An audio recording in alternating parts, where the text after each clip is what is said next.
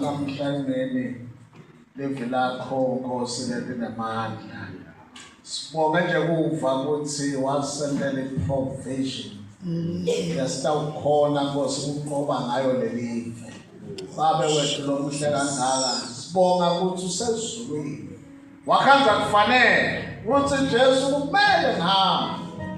Uthe kuthi ngicela kubabe moya loyigwele lotawuhlala nami njalo njalo. Babe wethu lomuhle siyabonga babe kumele siyathi thoba phasi kwesandla sakho sembusa.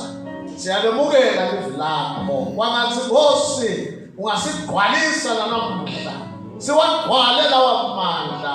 Uze ukuthi sikhona kumelana na wonke ama-challenge alokuphila. uNkulunkulu wethu nonemusa ubeka nathi uhambe nathi Nkosi usihole.